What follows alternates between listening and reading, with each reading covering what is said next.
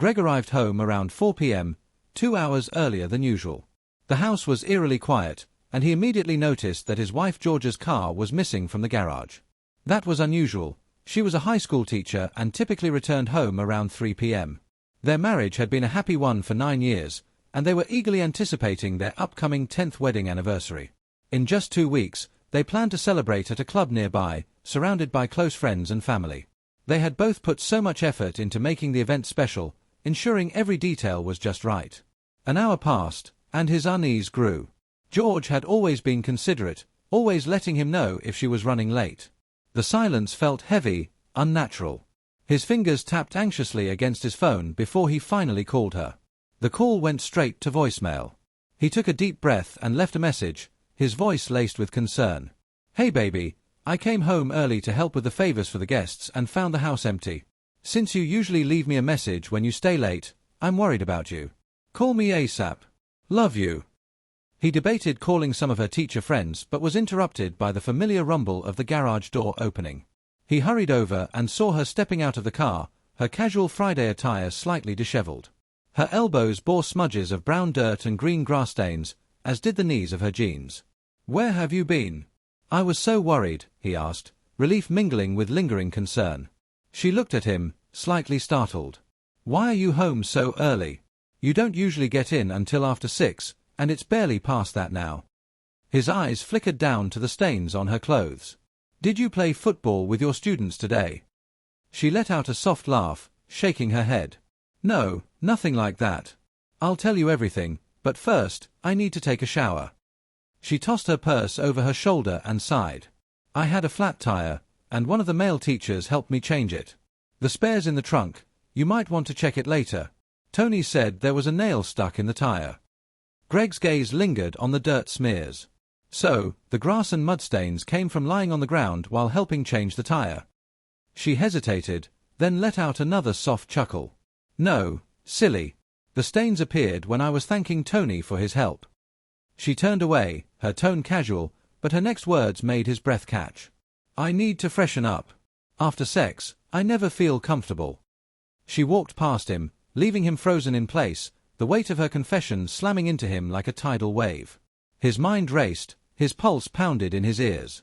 After a moment, he forced himself to move, following her upstairs in slow, deliberate steps. In their bedroom, her jeans lay crumpled on the floor. Next to them, slightly askew, were a pair of soiled white cotton panties. Greg stood frozen in place, his world unraveling before his eyes. The bedroom was filled with the scent of his wife's perfume mixed with the faint musk of something more primal, something foreign. His gaze fell to the crumpled jeans and the soiled white panties on the floor, silent witnesses to the betrayal that had just taken place. The bathroom door was ajar, allowing a thin veil of steam to escape into the room. Through the opening, he could see her silhouette moving gracefully beneath the hot water, her bare skin glistening. As she turned slightly, his breath hitched. Large red handprints marked her pale buttocks, vivid, undeniable evidence of what had transpired. His voice was barely above a whisper, yet filled with raw disbelief. "How did these marks end up on you?" She let out a soft, almost playful sigh. "It's me, your wife," she said, running her hands through her wet hair. "Tony spanked me. I was a bad girl." She let out a small laugh. "It hurt quite a bit, but I liked it. We'll have to try it next time." His jaw tightened, his fists clenching at his sides. "Damn. I can't believe this. How can you laugh? How can you pretend like you didn't just cheat on me? Have you lost your mind?" She turned to look at him, her expression unreadable. "I didn't cheat on you. It wasn't planned, it just happened. There was no kissing, not even foreplay. It was just raw, uncontrollable lust." His stomach twisted. "And he had you without protection?" She let out a small hum, as if considering the thought. "I don't think so. He said he had only ever been with his wife. He even mentioned he had a vasectomy."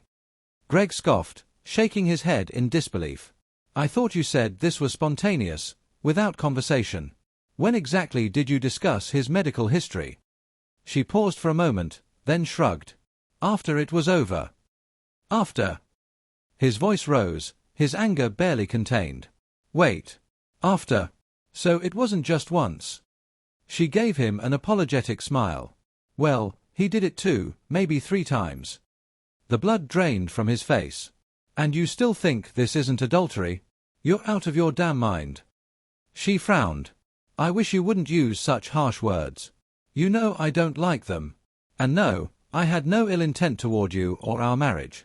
This wasn't something I planned. He let out a bitter laugh, shaking his head.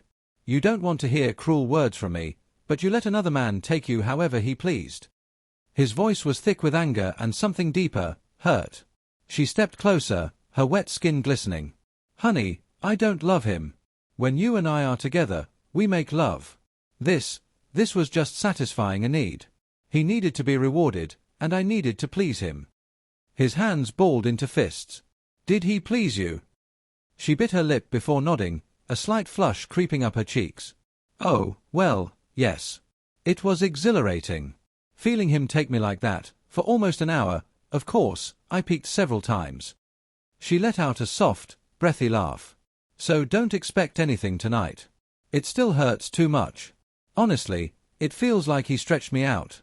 I probably wouldn't even be able to feel you. Greg felt something inside him snap. His heart pounded in his chest, rage and devastation colliding within him. His voice was low, ice cold.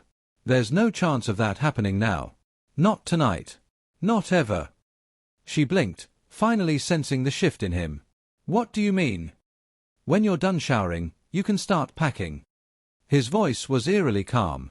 You'll be taking a trip. Her brow furrowed. Where are we going? He turned toward the door. You're going to your parents' house. His hand tightened on the doorknob. And tomorrow, I have a meeting with a lawyer.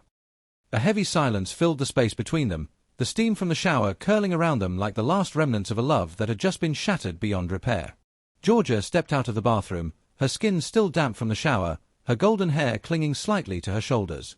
She wrapped a towel around herself and smiled as she saw Greg standing there, his face unreadable, his body tense.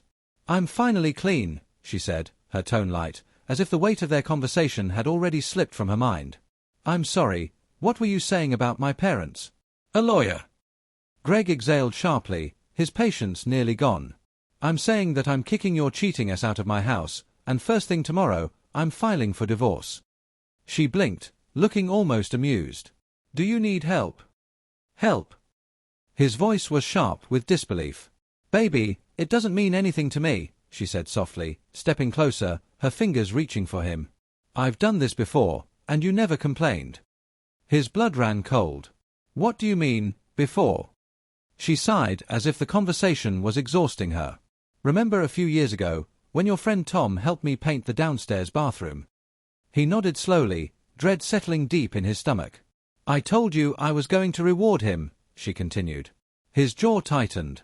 I thought you meant baking his favorite cookies. I did bake them, she said with a small, knowing smile. But he wanted more, so I gave it to him. Greg's fists clenched. You're telling me you slept with Tom? It wasn't planned, she said, her voice annoyingly nonchalant. It just happened, just like today. And it didn't happen again. With him. His vision blurred with fury. To hell with him. Who else, Georgia? She hesitated, realizing she might have pushed him too far. I think I need to stop talking. You're starting to lose your temper.